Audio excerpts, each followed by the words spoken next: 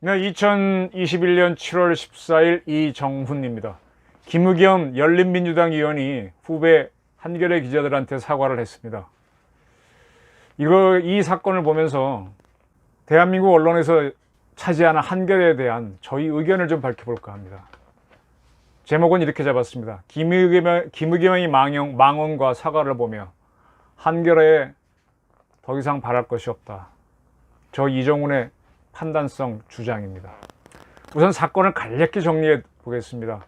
지난 7월 12일 날 김의겸 열린민주당 의원이 YTN 라디오와의 인터뷰에서 윤석열 전 총장이 MBC 기자를 고발하셨던데 기자가 수사권이 없으니까 경찰을 사칭한 것으로 보인다.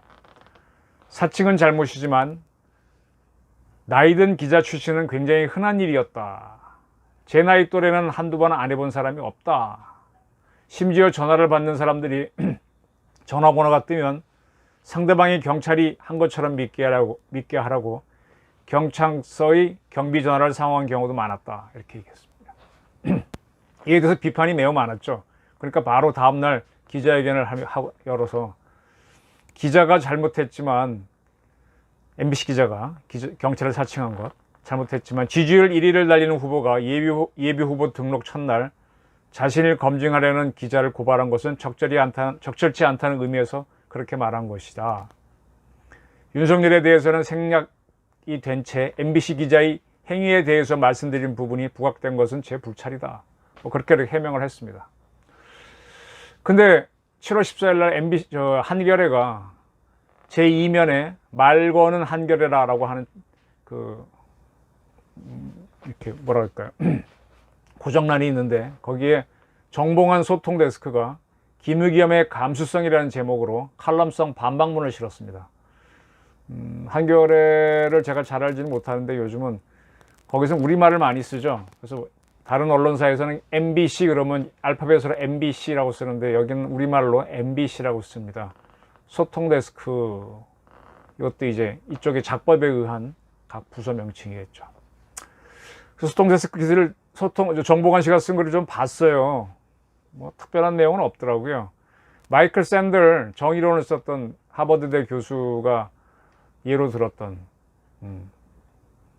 기차가 사고가 났는데 이쪽으로 가면 5명이 죽고 저쪽으로 가면 1명이 죽는다. 그럴 경우에 기관사는 어느 방향으로 기차를 몰겠느냐. 브레이크는 고장났다. 뭐 그런 상황을 던져놓고 어떤 게 정의냐. 샌들 교수가 자주 던지던 질문이고 많은 사람들이 아는 거죠.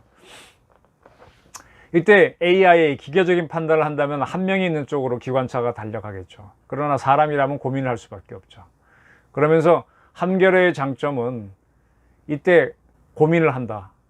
우리 기자들은 한겨레 기자들은 감수성을 갖고 있다라고 이 소통 데스크는 썼습니다. 지난번에 한강에서 한 의대생이 사망을 했었죠. 그걸 놓고 수많은 사람들이 뭐 주장을 하고 범인은 이것이다라고 했지만 한겨레는 고민했답니다. 그야말로 한강 의대생 사망 사건은 전형적인 사회부 사건이잖아요. 무슨 이념이 들어가 있거나 정치적 색채가 없는 거 아닙니까? 이런 경우에 이제 그야말로 각 언론사의 실력이 드러나죠. 저는 한강 의대생 사망 사건은 일부러 안 다뤘습니다. 하도 많은 언론들이 한쪽으로 몰고 가길래 반대 얘기를 하고 싶었는데 하게 되면 가족을 잃은 측에 너무 상처를 줄 것 같아서 그냥 말았는데 이렇게 객관적으로 보고 있으면 보입니다. 그런 건. 그에 대해서 이 데스크는 하지만 한겨레는 그 따라잡기 어려운 추리 속도가 또 다른 피해자를 만들 수 있다는 감수성을 놓치지 않았다. 네, 저와 비슷한 판단을 했던 모양이죠. 쉽게 추리를 하지 않고 이제 그런 감수성을 유지했다는 건데 저의 의견은요. 저는 감수성 참 되게 약한 표현입니다. 거론하지 않으랍니다. 그리고 나서 이제 한참 딴소리하고 난 다음에 김의겸 씨 얘기를 꺼냈습니다. 한겨레의 기대를 선배가 무너뜨렸다. 기대는 때때로 엉뚱한 곳에서 무너지곤 한다라면서 이렇게 표현하고 나서 김의겸의 감수성은 의심한다. 단순한 말실수에 불과했다면 경찰이 한 것처럼 믿게 하려고 경찰서 경비정화를 사용하는 방법까지 무용담처럼 부연하지 않았을 것이라고 생각한다. 그리고 이제 이 필자는 내가 지난 10년 동안 한겨레에서 함께 일했던 기자들은 그의 말과 달랐다. 그런 얘기했습니다. 그리고 올바르게 취재에 제대로 쓰고 있나, 내 기사가 억울한 사람을 만들지 않을까, 이 기사는 공익을 위한 것인가, 오늘을 사는 기자들의 치열한 감수성 안에는 목적만 중요했던 시절의 무용담이 들어설 여지가 없다. 뭐 이렇게 썼습니다. 이 칼럼을 보면서 되게 힘이 없다라는 생각을 많이 했어요. 아마 이 필자가 저보다는 분명히 후배일 겁니다. 좀 너무 좀 야박하게 들릴지 모르지만, 이왕 선배한테 한번 쓰려면 한번 도전적으로 써보지, 이렇게 밀리는 식으로 칼럼을 썼느냐, 좀 아쉽다라는 얘기를, 좀 아쉽다 아니라 상당히 아쉽다라는 얘기를 하고 싶습니다. 이런 글이 나오니까 김부겸 씨가 한겨레 기자들 후배들한테 사과를 했습니다. 친정 후배들로부터 질책을 들으니 가슴 한쪽이 와르르 무너진다. 윤 총장의 잘못은 담백하게 그 잘못만 지적하면 되는 거였다. 정말 제 감수성에 문제가 생겼나 보다. 강조하다 보니 MBC 기자의 잘못을 조금이나마 가볍게 보이고 싶었고, MBC의 흠결을 채널A 사건보다도 더 심각한 보도윤리 위반으로 몰아가는 몇몇 언론에 대한 반발 심리도 있었다. 네. 제가 이렇게 몰고 갔죠. 채널A 사건하고 제가 이동재 기자 사건하고 요 MBC 양 기자 사건이죠. 그 둘을 좀 딱 보면서 제가 좀 비교를 했었습니다. 가볍게 던진 말이라고 생각했는데 한겨레 후배들이 마음에 이토록 상처를 줄 거라고는 생각하지 못했다. 앞으로 제 언행으로 한겨레 식구들에게 부담을 주는 일이 없도록 삼가고 조심하겠다, 이렇게 썼습니다. 그리고 이제 마지막 그 칼럼이 사무쳤는지 취재 윤리를 어겨서라도 기사거리를 가져오라고 체근하는 선배는 나는 아니었다라고 주장을 했습니다. 이렇게 이제 김의겸 씨하고 한겨레 후배 데스크하고 오고 간 상황을 보면서 전 이런 걸 이제 흔히, 좋은 말은 아닙니다, 요즘은. 근데 원래 이런 걸 수작이라 그러죠. 수작. 하는 수작을 보자 그러는데, 원래 수작은 술잔을 주고받는 게 수작이죠. 술잔을 주고받아서 대화를 하는 게 수작이죠. 그 말을 주고받는 게 수작입니다. 하나의 사건이 일어났을 때 그 당사자끼리 서로 오고 가는 대화를 보면은 그들의 내공을 짐작할 수 있잖아요. 저는 언론사 생활을 조선일보에서 시작해서 시사전을 거쳐서 동아일보에서 지금 뭐 거의 끝을 낼 것 같습니다. 제가 아는 한겨레는 이런 김의겸 씨하고 후배 데스크가 오고 가는 수작 수준을 넘어서는 매체로 저는 기억합니다. 저는 대학을 졸업하는 해에 조선일보를 입사하고 난 다음에 한겨레가 창간이 됐는데, 저는 한겨레의 창간 주주예요. 학생 때 몇 달 동안 노가다를 해갖고 번 돈, 그때 5,000원인가를 썼을 겁니다. 주당 500원씩 해서 10주를 창간 주식을 사놓고 조선일보를 들어갔습니다. 완전히 색깔이 다른 매체로 간 거죠. 그 주식을 아직도 갖고 있어요. 근데 작년인가 재작년에 제가 많이 이사를 다녀갖고 뭐 연락을 못 받았는데, 서울대학교에 있는 교수분이, 제 또래분이, 자기는 한겨레 창간 주주인데 30몇 년 만에 처음으로 배당을 받았다 그러길래, 그래요? 그랬어요? 나도 생각이 나서 한겨레에 전화했더니만은, 배당금 뭐 나는 왜 안 주냐 그랬더니, 뭐 보내줄 것처럼 하다가 아직 보내주지는 않고 있어요. 일이 되게 느린 것 같아요.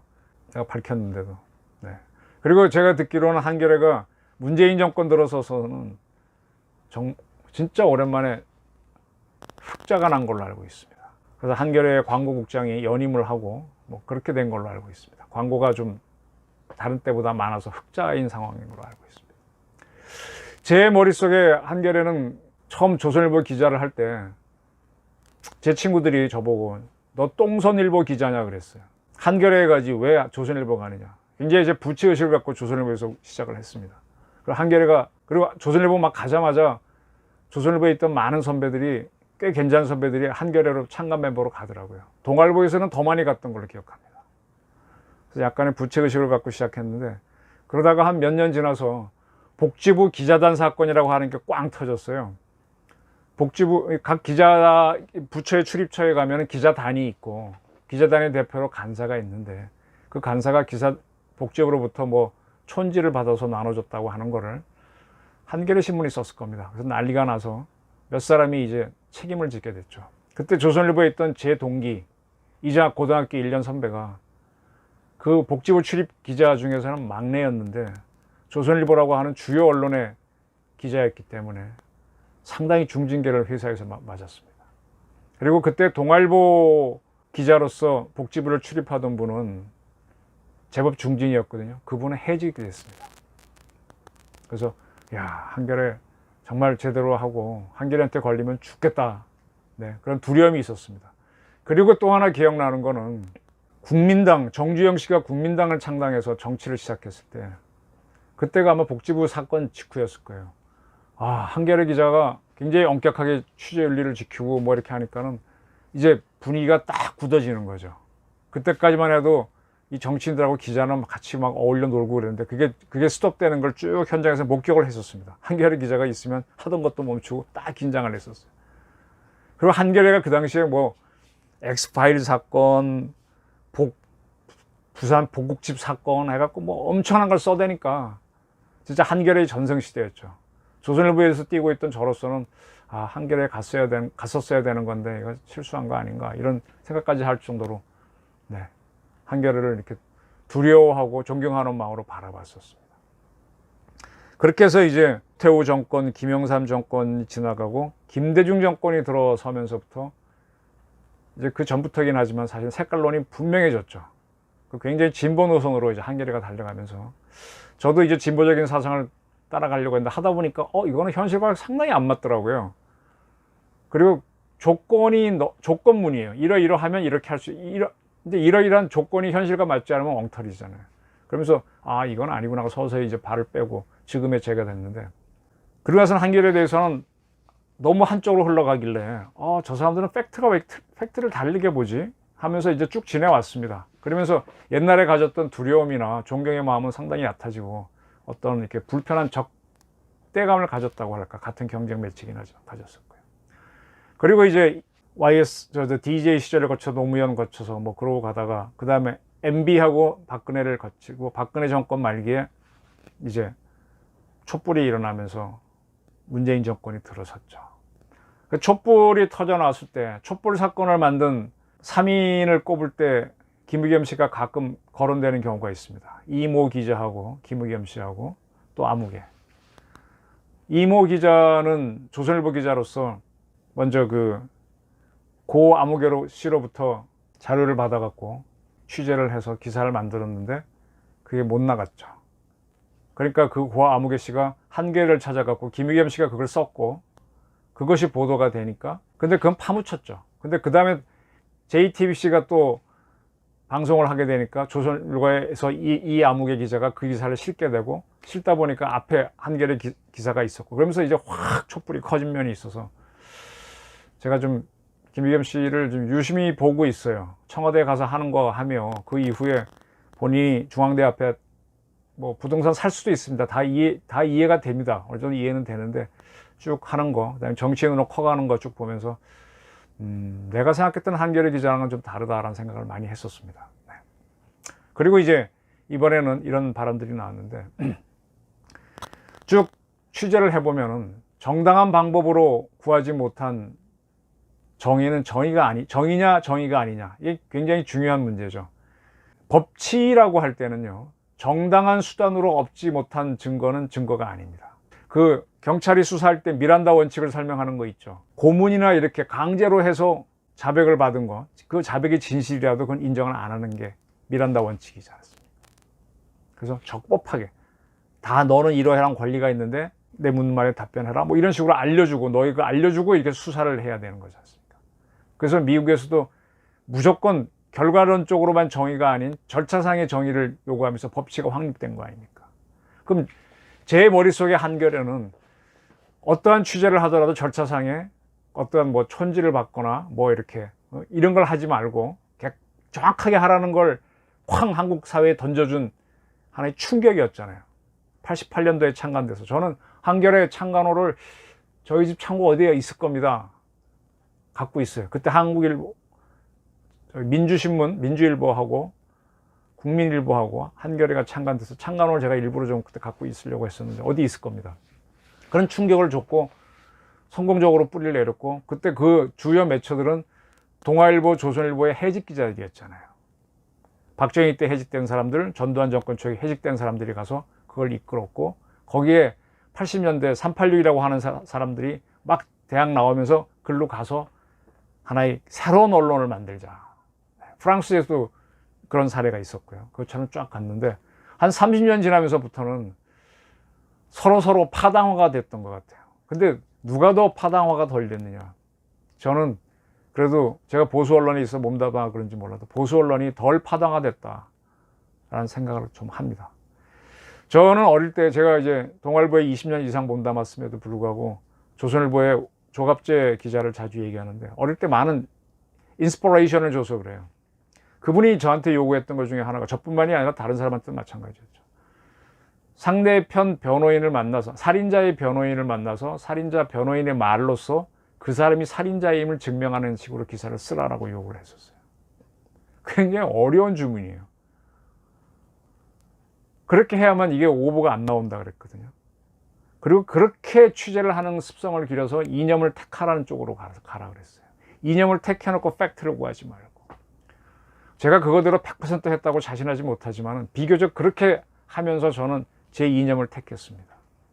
그래서 전 자유민주주의에 대해서는 확고한 믿음이 있고요. 반대로 지금 제가 조금이라도 의심되는 거가 있으면은 제가 아무리 이념적으로 같아도 다루지 않습니다. 예를 들면은 지금 뭐 부정선거 시비에 대해서는 더 확실한 팩트가 나오기 전까지는 저는 다루지 않습니다. 쉽게 동조해 주지 않습니다.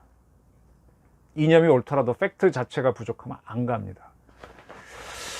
근데 이제 김의겸 씨가 한겨레를 대표하는 사람은 아닌데 이제 한겨레 사람들도 이 김의겸 씨처럼 정치에 툭툭 나가는 사람들이 나오기 시작했어요. 아주 요직에까지 가고 요직에까지 가서 객관적으로 잘한다 그러면은 뭐 누가 뭐라 그러겠습니까? 근데 청와대 대변인 하면서 쭉 할 때 보게 되면 편파성이 좀 있었죠. 기자 출신이면 객관적이어야 되는데. 그다음에 열린민주당 그다음에 이번에 대수도 한 발언을 보게 되면은 참 이렇게 편협된 느낌이 듭니다. 근데 그러한 선배를 비판하는 후배 데스크의 글도 보게 되면은 굉장히 이렇게 조심스러워라는 건 좋은데 기면 기우가 아니면 아니다를 분명히 써야죠. 그래도 어떠한 매체든 간에 데스크인데 이렇게 선배랑 갖고 꽉 눌려갖고 하게 되면은 그거 어떻게 합니까?